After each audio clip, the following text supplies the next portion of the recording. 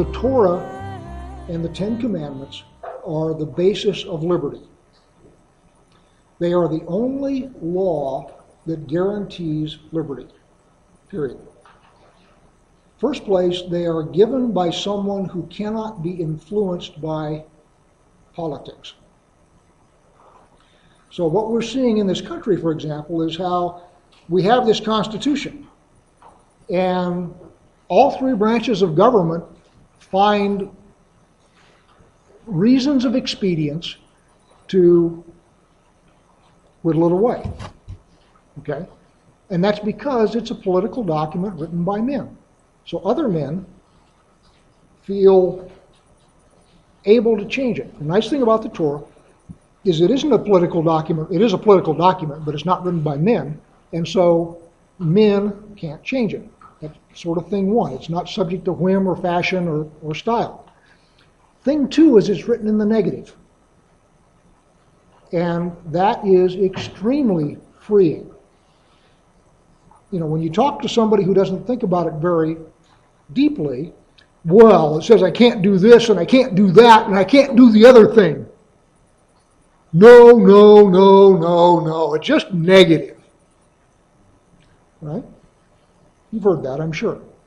And the thing about it is, a negative set of laws is the laws that is a set that gives you the most liberty.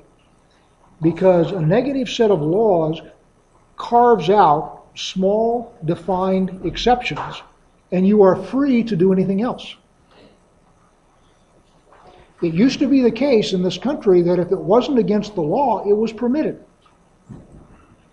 We are now very strongly drifting toward, if it's not permitted, it's forbidden. Okay? Very different way of looking at things. In other words, if the law is you can't do what is not permitted, then you're a slave. If the law is you can't do what's forbidden, then you're free. In other words, they say that, you can build a sidewalk 6 feet in front of your house and it has to be 3.5 feet wide, and you have to do this and you have to do that and you have to buy this and you have to do that, and the only things that you are safe doing are the things that the law says you can do. Whereas with a negative set of laws, everything is permitted except what the law says you can't do.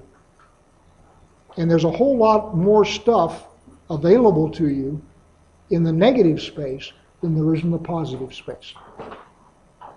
And so what God is saying here in His Torah is I have a very limited and specific negative space. Don't take my name in vain. Don't violate sacred relationships. Don't destroy the other's name or body. Guard the reputation of others. And then don't destroy yourself. That's the negative space. Well, gee, there's a whole lot that doesn't encompass. So if you want to be a butcher, a baker, a fireman, or a candlestick maker, or you want to go out and, trek the desert, anything you want to do is okay. Which is a very free place to be. Several people have said, and I don't know who to attribute this to, it's somebody like C.S. Lewis or G.K. Chesterton or Winston Churchill, one of those guys, says that a person who will not live by the 10 Commandments will be governed by the 10,000 commandments. And that's where we are. We have a society now that won't be governed by the 10 Commandments, and what we are finding is we are starting to have a body of laws where the only thing that is permitted is that which is specifically permitted, and if you try and do something that isn't permitted, you're subject to arrest.